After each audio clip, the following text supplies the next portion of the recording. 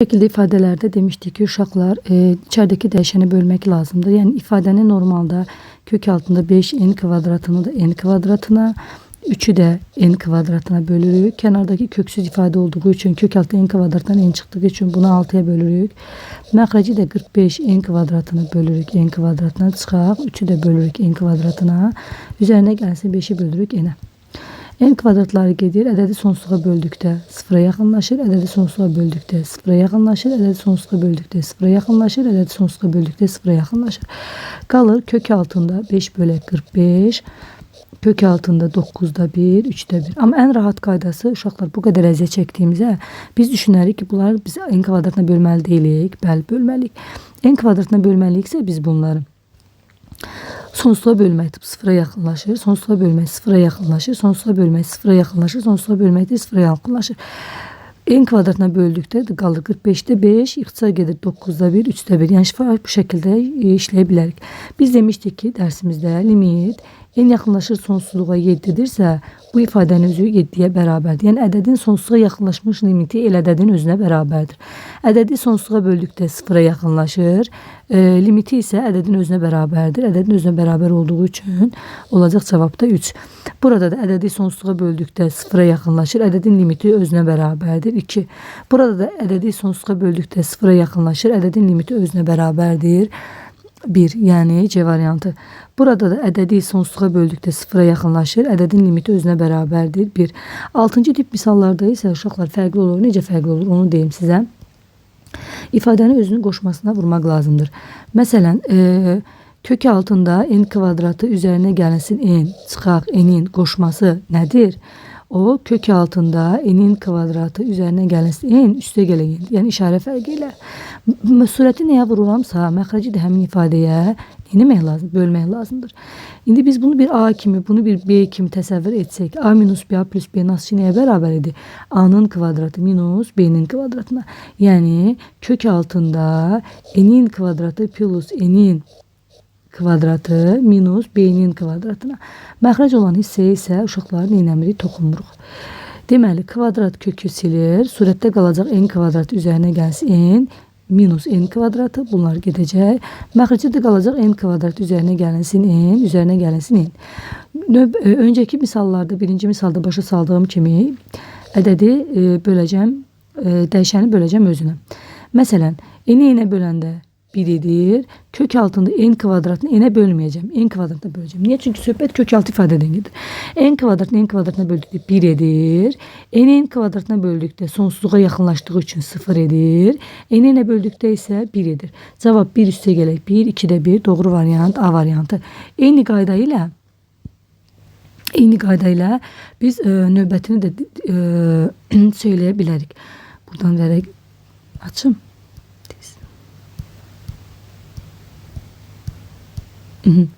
Eyni qayda ilə biz növbətində deyə bilərik. Necə? Məsələn, kök altında 4n kvadratı üzərinə gəlsin n, çıxaq 2n'in qoşması nə deməkdir? Kök altında 4n kvadrat üzərinə gəlsin n, üstə gələk 2n. Qoşmasına vururuq və geriyə qaydırıq. Qoşmasına neyinirik? Bölürük. Bərabərdir. Yenə eyni qayda ilə bu nəyə nasılışıdır? Kök altı a'nın kvadratı minus b'nin kvadratına nasılışıdır da bu. Bu bir a olsa a minus b, a plus b, a kvadratı minus b kvadratı nasıl değil mi? O zaman a'mız 4n kvadrat plus n olduğundan 4n kvadratı üzerine gelsin n'in kvadratı çıxaq 2n'in kvadratı. Məxrəcə isə toxunmuruq. 4n kvadrat üzerine gelsin n, üzerine gelsin 2n. Sonra nə edirik? Kvadrat kökü siləcək, olacaq 4n kvadrat üzerine gelsin n. 2n'in kvadratı baxın. Burada 2n'in kvadratı neçə olacaq? 4n kvadrat eləyəcək də. Olacaq. Çıxılsın 4n'in kvadratı. Məxrəcə isə toxunmayacağım. 4n'in kvadrat üzərinə gəlsin n, üzərinə gəlsin 2n. Mənfi müsbət gedəcək. Qalacaq n bölünsün. Kök altında 4n kvadrat üzərinə gəlsin n, üzərinə gəlsin 2n. Nəyə böləcək yuxarını n-ə? N-i n-ə böldükdə 1. 4n kvadratı ancaq n'e bölmeyeceğim. Niye? Kökün altındadır. Neye böleceğim? N kvadratına. N kvadratını n kvadratına böldükdə gedir 4 kalır. N'i n kvadratına böldükdə sonsuzluğa böldüğüm için sıfıra yakınlaşır. Bu köksüz ifade olduğu için bu hisse. Ben bu hissəni n'e böleceğim. Qalacaq 2. Deməli qaldı 4. Üstə gələk 2. Kök 4-dən 2 çıxacaq. 2 üstə gələk 2. 4-də 1. Yəni doğru variantımız C variantı. Gəlirik 8-ci misala. 8-ci misalda qoşmasına falan vurmağa ehtiyac yoxdur. Niyə görə ehtiyac yoxdur? Çünki kəsir xəttində verilmiş ifadədir. O zaman nə edirik? Heç nə. Bayaq dediyim kimi n-ə böləcəm. Yəni baxın bu hissəni 2n-i n-ə böləcəm. N edəcək. 1-i n-ə böləcəm. N sonsuzluğa yaxınlaşdığı üçün 0-a bərabər olacaq. Bu kök altında ifadə olduğu üçün bu hissə n kvadratına böləcəm. 1 edəcək. 1-i də n kvadratına böləndə sonsuzluğa bölməkdir. 0-a yaxınlaşmaq deməkdir. Deməli nə qaldı misalımıza? Qaldı kök altında 1-də 2. Yəni doğru variant 2. Yəni misalın üstünə yazdım sol tərəfdə. Sonra gəlir 10-cu misal. 10-cu misalda da uşaqlar eyni qayda ilə misalımızı köçürdək. Limit n yaxınlaşır sonsuzluğa. 2n üzərinə gəlsin 3 bölək 5n plus 1. Bir də kəsir şəklində göstərməyəcəm. Belə baxanda görmək olur. N-i n-ə böldükdə 1, 3-ü n-ə böldükdə sonsuzluğa bölməkdir. 0-a yaxınlaşır. N-i n-ə böldükdə 1, 1-i n-ə böldükdə sonsuzluğa bölməkdir. 0-a yaxınlaşır. Cavab 5-də 2. Yəni doğru variant B variantı. 11-ci sual. 11-ci sualda da 3n üzərinə gəlsin 1 bölək n minus 2. Baxırıq uşaqlar. İkisində də n-dir də. Birində n kvadratı, birində n deyil ki, deyəsən yox mən bundan problem yaşayacağım. Xeyr, deyil. Ona görə belə düşünürəm. Yəni bu qayda, burada izah elədiyim qayda kim olacaq? Amma yəni şifayı işləməyi öyrənin də. Şifayı necə işləyərəm? N-in qarşısında 3 var. N-in qarşısında 3 N'in qarşısında 3 var. Digərində N'in qarşısında 1 var. 3 bölək 1, 3. 11-ci sualın cavabı D variantı. Bəs 12-ci sual. 12-ci suala baxın uşaqlar. Elə şəklin üzərində qeyd edəcəm. Yenə N-ə böldükdə 1. 2020-ni N-ə sonsuzluğa böldükdə 0. N-ə böldükdə 1. 2020-ni sonsuzluğa böldükdə 0. Çünki ədədi sonsuzluğa böldükdə 0-a yaxınlaşır. Elə deyilmi? Bir də 1-ə böldükdə cavabımız 1 eləyir. Y variantı. 13-cü sualda eyni qayda ilə n-ə böldükdə elə təsəvvür edin ki, bunlar gedir də. Bunlar da zaten 0-a yaxınlaşır axı. Elə deyilmi? 2020-ni 2020-yə böldükdə 1 edir. A variantı. 14. 14-cü sual biraz fərqlidir. Nə mənada fərqlidir? Çünki birini n kvadratdır, biri n üstü 4. Bir yadınızda saxlayın ki, biz nə edirik? Biz ən böyük dərəcəyə bölürük. Yaxşı mı? Mesela ən böyük dərəcəsi bunun nədir? N üstü 4-dür. Elə deyil. 3 n kvadratını böləndə n üstü 4'ə, onda 2-ni də bölməliyim n üstü 4'ə. Məxrəci də n üstü 4'ü də bölməliyim n üstü 4'ə. 1-i də bölməliyim n üstü 4'ə. N kvadratı ilə n üstü 4 gedir. Burada qalır 2. Ədədi sonsuzluğa böldükdə 0-a yaxınlaşır. Ədədi sonsuzluğa böldükdə 0-a yaxınlaşır. Ədədi sonsuzluğa böldükdə 0-a yaxınlaşır. N üstü 4'ü də n üstü 4'ə böldükdə 1 edir. 0'ı da böldükdə 1'ə 1 edir. Qaydanı ümumiyyətlə belə yadında saxlayın. Əgər dərəcəsi çox olan ədəd aşağıdadırsa bu ifadənin qiyməti elə 0-a bərabərdir. Yəni bir də həll edib yorulmağınız lazım deyil. Baxanda da görmək olur. Baxın bu hissəni görürsünüz. Burada n kvadratını n üstü 4'ə böləcəm də çoxa böləcəm. Nəyə yaxınlaşır? 0-a. 2-ni də n üstü 4'ə böləcəm. Nəyə yaxınlaşır? 0-a. N üstü 4'ə n üstü 4'ə böldükdə 1'ə, 1'in üstü 4'lükdə böldükdə 0'a, 0'da 1'ə böldükdə 0 edir. Nə oldu qaydamız? Çox olan dərəcə aşağıdadırsa ifadənin qiyməti 0-a bərabər. Məsələn burada çox olan dərəcə n kvadratdır, aşağıdadır, 0-a yaxınlaşır. A variantı. Məsələn burada çox olan dərəcə aşağıdadır, 0-a yaxınlaşır. B variantı. Məsələn burada müəllim ikisi eyni dərəcəlidir. Əla. Bunları yox kimi təsəvvür et. Bunlar da yox kimi təsəvvür et. 5n kvadrat n kvadratına böldükdə D variantı. Bəs burada müəllimə burada da ən çox nədir? En çok n kvadratdır. Burada da en çok n kvadrat. N kvadratın əmsalı -7'dir. Burada da n kvadratın əmsalı 1'dir. -7'ni 1'ə böldükdə A variantı. Burada da ikisinin dərəcəsi indi n kubu n kubu. Bunun əmsalı 1'dir. 7'ni 1'ə böldükdə 7. C variantı. Sonra aha, bu tipdə misalları həll etmək üçün nə etmək lazımdır? Bu tipdə misalları həll etmək üçün aşağılar iki qayda başa salacağım. Bir, bunu ortaq məxrəcə gətirməliyik. Bir də ki, ayrı misal kimi işləndə zaten qiymət alınır. İkisini izah edəcəm. İkisini kim narahatdır, onu gelir. Mesela bu məxrəcə bir dənə 1 yazsam, olacaq, nə olacaq?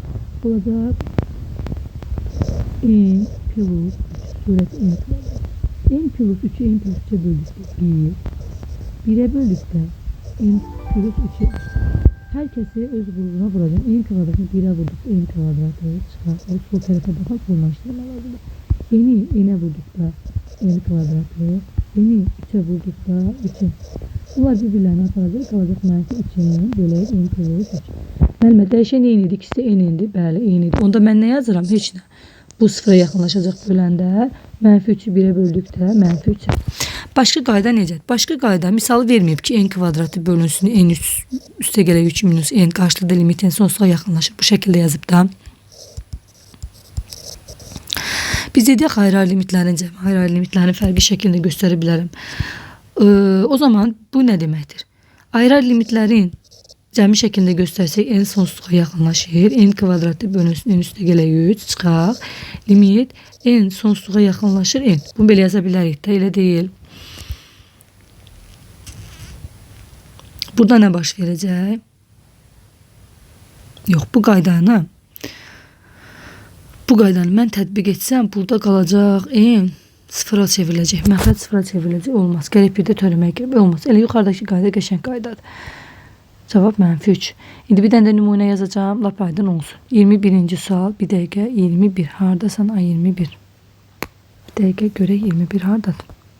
Buradadır. Yenə burada ortaq məxrəcə gətirəcəm. Burada olacaq 1. Olacaq ortaq məxrəcə gətirdikdə n kvadratı bölünsün n üstə gələk 5 minus n'i ortaq məxrəcə n üstə gələk 5'dir. N üstə gələk 5'ə böldükdə 1. 1'ə böldükdə n üstə gələk 5. N kvadratını 1'ə vurduqda n kvadratı, mənfi n'i n'ə vurduqda mənfi n kvadratı, mənfi n'i 5'ə vurduqda mənfi 5n. Bunlar gedəcək, qalacaq mənfi 5n bölək n üstə gələk 5. Bunun əmsal nədir? 1. Bu sıfıra yaxınlaşacaq.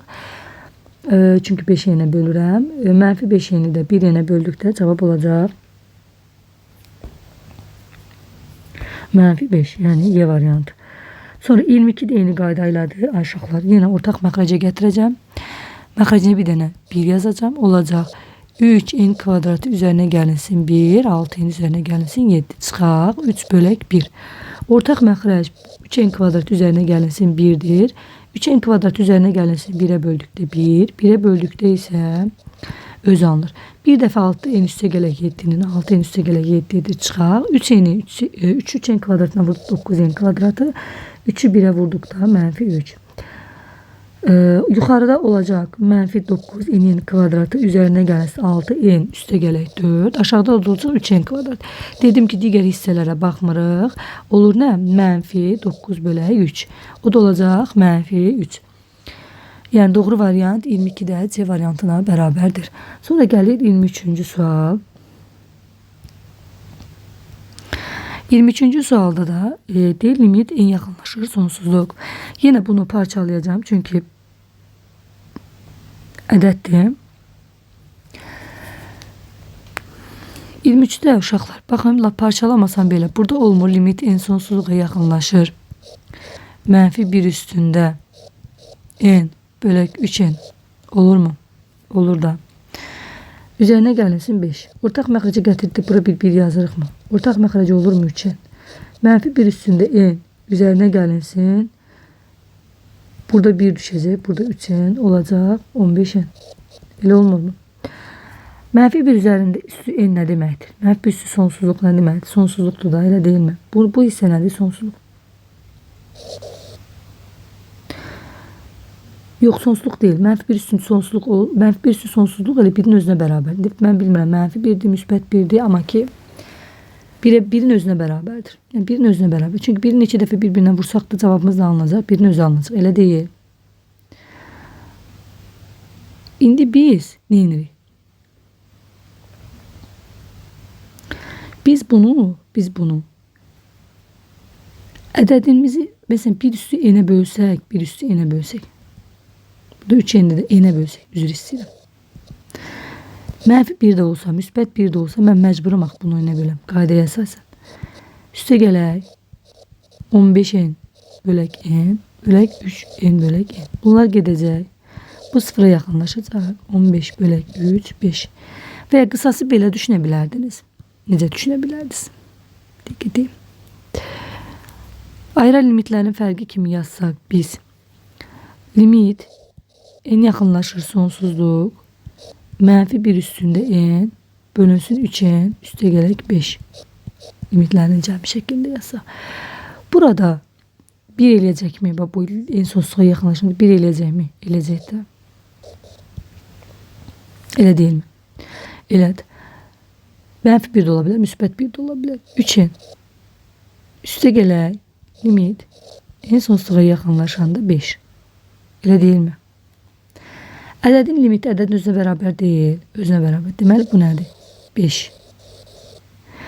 Ədədi sonsuzluğa böldükdə nəyə yaxınlaşır? 0-a. Cavab 5. A variantı. Baxın, öncəkini də elə düşünə bilərdiniz. Baxın.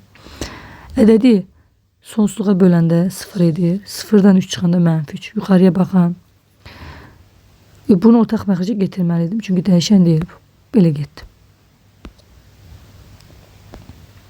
Sonra 24. 24'te məxrəci qoşmasına vurmaq lazımdır. 24'te 3n minus kök altında 9n kvadratı minus 8n üzerine gelsin 2. Koşması 3n üzerine gelsin kök altında 9n kvadratı çıxaq 8n üzerine gelsin 2. Məxrəci də həmin qoşmaya bölürəm. Bərabərdir. A plus B, A minus B'nin aslı nədir? A'nın kvadratı, yəni 3n'in kvadratı, 9n kvadrat minus B'nin kvadratı. Yəni kök altında 9n'in kvadratı çıxaq 8n üstə gələ 2'nin kvadratı. Bir dəqiqə.